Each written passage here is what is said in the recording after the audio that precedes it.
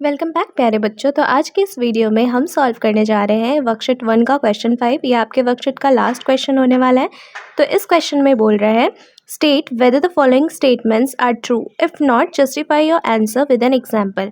यानी कि अब इसके नीचे में जितने भी स्टेटमेंट्स दिए गए हैं उनको आपको बताना है कि वो ट्रू है या फॉल्स है। अगर ट्रू है फिर तो आपको कुछ नहीं करना है, लेकिन अगर फॉल्स है तो आपको हर एक स्टेटमेंट को जो भी फॉल्स है उसको जस्टिफाई करके एक एग्जाम्पल के साथ में लिखना है। ठीक है, चलो 1 बाय 1 सॉल्व करना स्टार्ट करते हैं। तो यहाँ पर हमारा पहला स्टेटमेंट गिवन है every whole number is a natural number, false. अब ये फॉल्स क्यों है? देखो, होल नंबर हमारी जो होती है नंबर लाइन में, वहाँ पे काउंटिंग हमारी कहाँ से स्टार्ट होती है? 0 से। 0 1 2 3 4 5 ऐसे आगे चलते जाती है। नेचुरल नंबर में काउंटिंग कहाँ से स्टार्ट होती है? 1 से। 1 2 3 4 5। अगर मैं होल नंबर के 0 को हटा दूँ तो क्या ये दोनों सेम हो जाएंगे? अगर मैं 0 को हाइड कर दूँ तो क्या ये पूरा नंबर लाइन सेम हो जाएगा? तो इसमें एक एक्सेप्शन क्या हमें दिख रहा है? 0 0 दिख रहा है ना। अगर इसमें बोला होता कि जो नेचुरल नंबर है वो होल नंबर हो सकता है तो हम लोग बोलते हाँ, लेकिन इसमें होल नंबर नेचुरल नंबर नहीं हो सकता। क्यों? क्योंकि यहाँ पे एक्सेप्शन आ जा रहा है क्या चीज़ का? 0। होल नंबर में तो 0 है बट नेचुरल नंबर में 0 नहीं होता है। ठीक है, इसलिए ये फॉल्स होगा। अब आप इसको लिख दोगे यहाँ पे false, because 0 is not a natural number. Okay, यहाँ पे ये आंसर आपका डन। यहाँ पर नेक्स्ट स्टेटमेंट कह रहा है every natural number is an integer, yes. तो ये इसका आंसर ट्रू होगा। क्यों होगा ज़रा देख लो एक बार। हमने देखा कि हमारी नेचुरल नंबर की जो नंबर लाइन है वो इस तरीके से होती है, ठीक है, और इंटीजर में जो नंबर लाइन होती है वो दोनों साइड में बढ़ती चली जाती है। ठीक है, मिड में 0 होगा, यहाँ पे पॉजिटिव, इस तरीके से नंबर्स आगे चलते जाएंगे, है ना, और यहाँ पर नेगेटिव नंबर्स ये भी इस तरीके से बढ़ते जाएंगे। अब यहाँ पे क्वेश्चन कह रहा था एवरी नेचुरल नंबर 1 से स्टार्ट हो रहा है ना, और ये इस तरीके से आगे बढ़ते जा रहा है। और आप देखो यहाँ पे जो हमारा इंटीजर है वो भी, उसमें भी तो ये नेचुरल नंबर्स आ रहे हैं ना, 0 को छोड़ करके यहाँ से ये नेचुरल नंबर्स इसमें भी तो आ रहे हैं। तो जितने भी नेचुरल नंबर्स होते हैं वो इंटीजर है, ऐसा हम कह सकते हैं, बिल्कुल कह सकते हैं। ठीक है, आपको समझ आ गया होगा कि क्यों।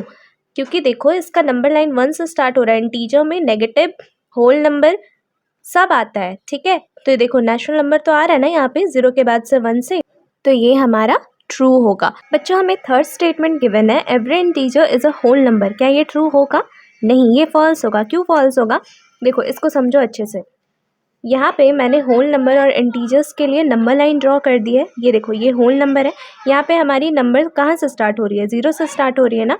और इंटीजर्स में देखो यहाँ पे हमारा दोनों साइड में नंबर लाइन चल रहा है, यानी नेगेटिव साइड में भी और पॉजिटिव साइड में भी। अगर मैं इसमें बात करूँ होल नंबर की तो वो हमारा 0 से स्टार्ट हो जाएगा ना। बट होल नंबर में कभी भी ये नेगेटिव्स आएंगे? नहीं आएंगे। तो अगर यहाँ पे स्टेटमेंट गिवन होता कि every whole number is an integer तो वो ट्रू होता, क्योंकि जितने भी होल नंबर है वो इंटीजर्स में आ रहे हैं ना, इंटीजर्स में। देख लो आप, यहाँ से आ रहे हैं इंटीजर्स में, बट सारा इंटीजर जो है वो होल नंबर में आ पा रहा है? नहीं आ पा रहा है, इसके नेगेटिव्स रह जा रहे हैं, तो ये फॉल्स होगा। तो आप इसको जस्टिफाई कैसे करोगे? आपको आंसर इस तरीके से लिखना है false, because negative integers are not whole numbers. तो बच्चों यहाँ पर फोर्थ स्टेटमेंट गिवन है every integer is a rational number, ये ट्रू होगा। क्यों? चलिए देखते हैं एक बार।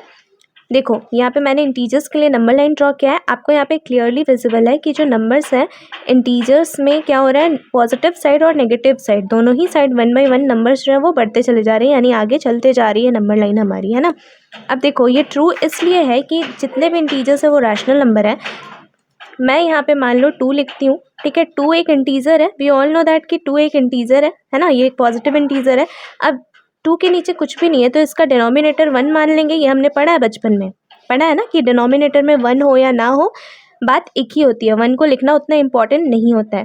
तो 2 बाई 1 लिखो तो यहाँ पे जो हमारा p है वो 2 हो जा रहा है, q 1 हो जा रहा है। अब ये q 1 है तो ये 0 के इक्वल नहीं हो रहा है।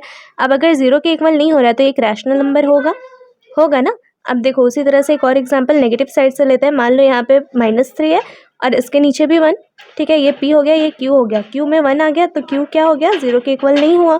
तो क्या ये रैशनल नंबर होगा? बिल्कुल होगा। तो ये स्टेटमेंट हमारा क्या है? ट्रू है। तो बच्चों फिफ्थ स्टेटमेंट हमें गिवन है every rational number is a fraction. तो ये फॉल्स होगा। क्यों फॉल्स होगा? क्योंकि हमने क्या पढ़ा है कि फ्रैक्शंस जो होते हैं वो क्या होते हैं, होल नंबर के पार्ट्स होते हैं ना, फ्रैक्शंस होल नंबर के पार्ट्स होते हैं, और रैशनल नंबर इंटीजर्स होते हैं जो कि PYQ के फॉर्म में लिखे होते हैं। ठीक है, तो अब होल नंबर जो होता है उसमें कभी भी नेगेटिव इंटीजर्स नहीं आते हैं। ठीक है, तो ये फ्रैक्शंस जो होगा वो ज़रूरी नहीं है कि वो एक रैशनल नंबर हो। ठीक है, ये बात समझ आ रही है आपको? अगर नहीं समझ आ रही है तो आप एक बार इंट्रो वीडियो जा कर के अच्छे से देखो, उसमें मैंने ये बात अच्छे से समझाया है आपको, है ना। चलिए अब इसको लिखना कैसे है देख लेते हैं एक बार। False because negative rational numbers are not fraction. इसमें 6th स्टेटमेंट हमें दी गई है, every fraction is a rational number, तो इसका आंसर होगा ट्रू। तो बच्चों यहाँ पर आपकी ये वर्कशीट 1 कंप्लीट होती है। अगर आपको अभी भी कोई डाउट रह गया है तो आप मुझसे कमेंट में बिल्कुल पूछ सकते हो। अगर आपको वीडियो मेरी अच्छी लग रही है तो प्लीज़ वीडियोस को लाइक कर दिया करो, साथ ही साथ चैनल को सब्सक्राइब कर लो, और मैं मिलती हूँ आपसे अगली वीडियो में। तब तक के लिए पढ़ते रहिए और खुश रहिए।